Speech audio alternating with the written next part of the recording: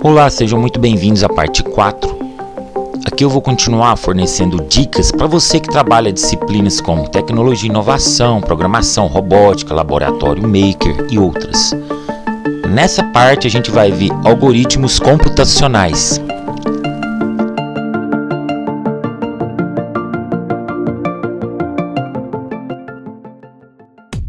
Antes da gente começar a falar dos algoritmos computacionais, a gente precisa entender o que é um computador.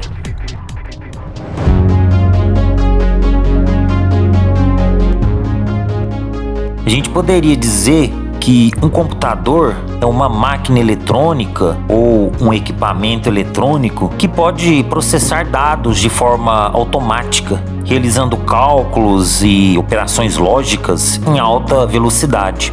Ele é projetado para receber informações na entrada, manipular essas informações de acordo com um conjunto de instruções e fornecer resultados na saída. Basicamente, um computador é composto por hardware, que é a parte física da máquina, como processador, memória RAM, disco rígido, placa-mãe, teclado, monitor, etc. E software, que são os programas e sistemas operacionais que ditam o que o hardware deve fazer. Os programas são feitos de acordo com algoritmos computacionais, que é o tema da nossa aula. Só que esses algoritmos computacionais são diferentes dos outros algoritmos que a gente viu. Por quê? Porque os algoritmos computacionais são específicos para computadores. Então, esses algoritmos computacionais são feitos levando-se em conta a arquitetura e a organização desses computadores. E essa estrutura interna tem limitações também. Então, é necessário a gente compreender o básico dessa estrutura interna para a gente entender melhor como funcionam os algoritmos computacionais. Observem que é possível processar dados, realizar cálculos, fazer operações lógicas em máquinas não eletrônicas ou elétricas, por exemplo, em máquinas mecânicas. Isso já foi feito desde o século XVII, por exemplo, pelo astrônomo alemão Shepard, que construiu a sua calculadora em 1623, ou também a calculadora de Morland e outros exemplos.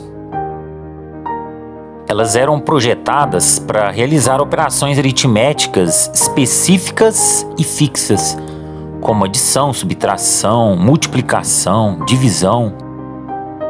Embora elas pudessem aceitar diferentes dados de entrada, a sequência de operações e a lógica do cálculo eram inerentes à sua construção mecânica e, portanto, imutáveis. Elas eram máquinas de função única, no sentido de que faziam sempre o mesmo tipo de cálculo, apenas com diferentes números. A instrução de somar, por exemplo, estava embutida no próprio mecanismo. Em 1801, Descartes inventou a primeira máquina mecânica programável da história. Ele inventou um tiar que usava cartões perfurados para controlar automaticamente os padrões complexos de tecelagem. Antes disso, para criar desenhos elaborados em tecidos, era necessário que um assistente, o puxador de laços, manipulasse manualmente os fios da urdidura de acordo com o desenho.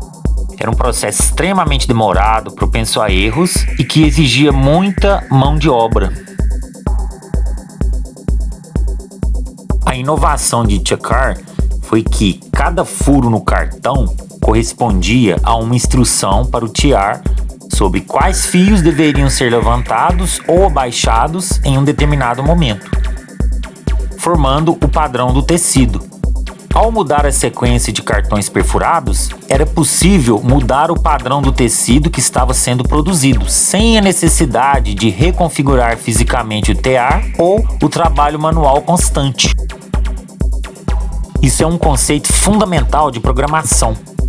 O TR era instruído, isto é, programado, pelos cartões perfurados para realizar uma sequência específica de ações, resultando em um determinado padrão. A capacidade de alterar o programa, isto é, a sequência de cartões, para obter resultados diferentes sem modificar a máquina em si, é o que a torna uma máquina programável. É por essa razão que os TRs de Jacquard são considerados um marco crucial na história da computação, servindo de inspiração direta para Charles Babbage e sua máquina analítica, que também utilizava cartões perfurados como forma de entrada de instruções. A lógica por trás dos cartões perfurados do TR de Jacquard abriu caminho para a ideia de máquinas que podiam ser controladas por sequências de instruções codificadas, um precursor essencial para os computadores modernos.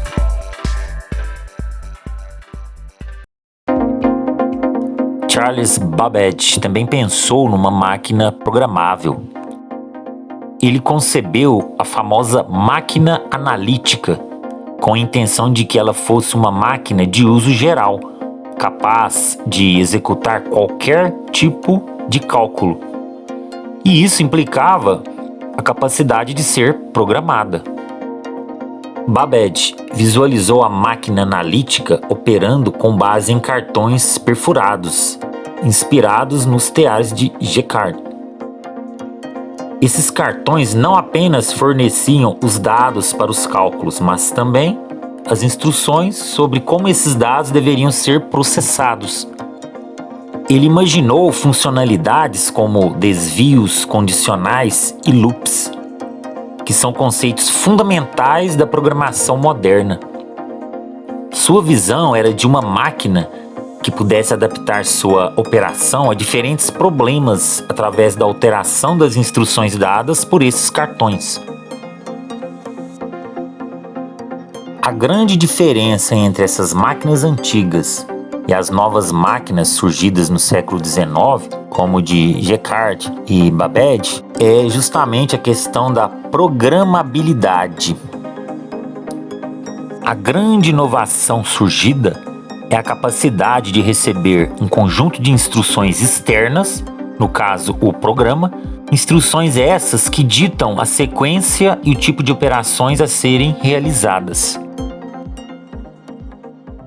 Ao contrário do que muita gente pensa, Ada Lovelace foi crucial não na concepção inicial da programabilidade da máquina analítica de Babbage, mas sim no desenvolvimento e na articulação do potencial da programação dessa máquina. Sendo uma grande matemática e escritora inglesa, ela compreendeu profundamente o que Babbage estava construindo e percebeu que a máquina não se limitava apenas a cálculos numéricos. Quando ela estudou e traduziu um artigo sobre a máquina analítica de Babbage, ela percebeu que essa máquina podia fazer muito mais coisas. Poderia ser usada para manipular outros dados, como letras, notas musicais e outros símbolos, abrindo dessa maneira caminho para a programabilidade em geral.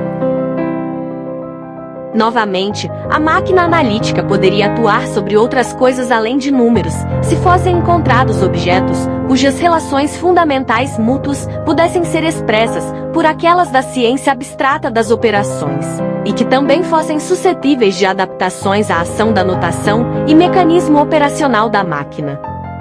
Supondo, por exemplo, que as relações fundamentais de sons de altura definida na ciência da harmonia e da composição musical fossem suscetíveis a tal expressão e adaptação, o motor poderia compor peças elaboradas e científicas de música, de qualquer grau de complexidade ou extensão. Ada Lovelace escreveu o que é considerado o primeiro algoritmo especificamente projetado para ser executado por uma máquina.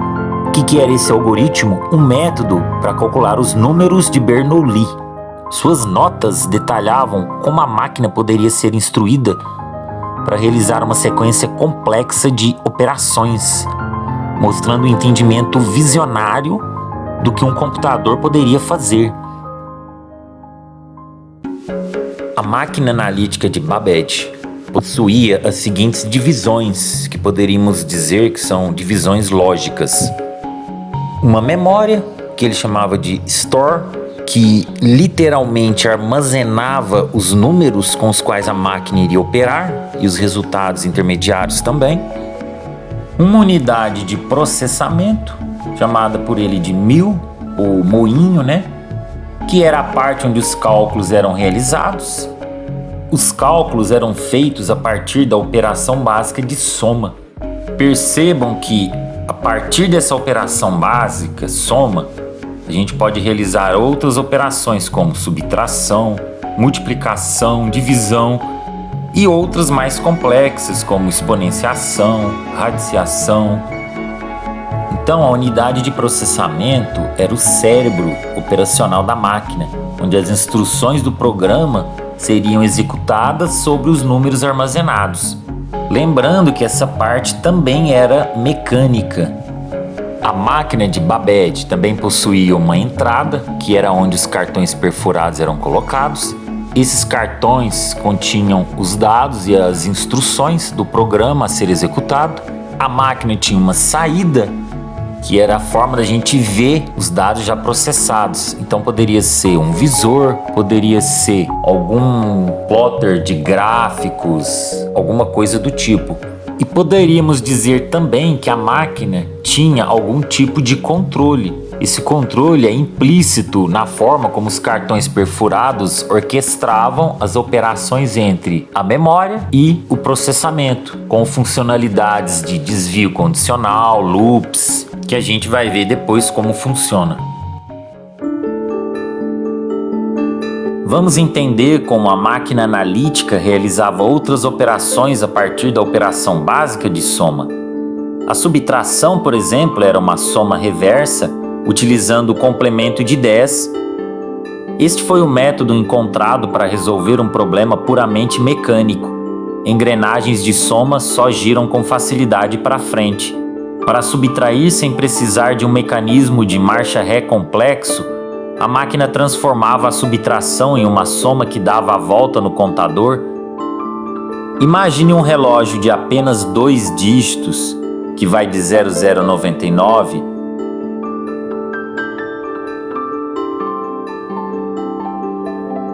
Se você está no 10 e quer subtrair 4, o resultado é 0,6. No complemento de 10, em vez de voltar 4 casas, você soma 96. 96 mais 10 daria 106. Mas como o relógio do exemplo possui apenas 2 dígitos, após o número 99, ele retorna para 0. E o número 1, que deveria aparecer no terceiro dígito, acaba sumindo. O resultado é 0,6. Para a máquina analítica encontrar o complemento, ela não realizava uma conta de menos. Tudo era baseado no posicionamento mecânico. Ela usava uma engrenagem de 2 faces. Cada roda numérica não era apenas um disco com os números 0, 1, 2, 3, 4, 5, 6, 7, 8, 9. Ou seja, a escala direta de somas. Além disso, ela possuía uma escala complementar. Para subtrações, 9, 8, 7, 6, 5, 4, 3, 2, 1, 0. Quando a máquina precisava de um complemento de 9 de um número, que é o primeiro passo para o complemento de 10, ela não calculava nada. O mecanismo de leitura simplesmente capturava o valor da face oposta da engrenagem. Depois, era só somar mais 1 ao complemento de 9 e o resultado era o complemento de 10. Na máquina analítica, os cartões perfurados não forneciam apenas os dados, mas também as operações que deveriam ser realizadas e o controle de cada passo, repetições, desvios. Então, o Charles Babbage separou cada função em 3 cartões diferentes. Cartões de variáveis indicavam quais colunas de engrenagens memória seriam usadas. Cartões de operação diziam ao moinho se deveria somar, subtrair, etc. cartões de combinatória. Controlavam a repetição, loops e os desvios condicionais. Para instruir a máquina analítica para ela rodar um algoritmo, precisaríamos configurar os cartões para carregar os valores na memória, as colunas de variáveis e depois processar a operação no moinho. Então vejam como ficaria um algoritmo simples para realizar uma subtração 10 menos 6. Primeiro, atribuímos os valores às colunas de engrenagens. V1 recebe o valor 10, V2 recebe o valor 6, V3 reservada para o resultado. Depois, o cartão de operação instrui o moinho a se preparar para uma subtração. Então, no cartão de operação estará indicado a operação subtração. Por fim, os cartões de variáveis agora funcionam como endereços de entrada e saída. V1 entrada, gira as engrenagens para transferir o minuendo 10 ao moinho. V2 outra entrada, gira as engrenagens para transferir o subtraendo 6 ao moinho. E o moinho realiza o cálculo físico. V3, a saída, recebe o movimento das engrenagens do moinho, registrando o valor, que no caso é 4.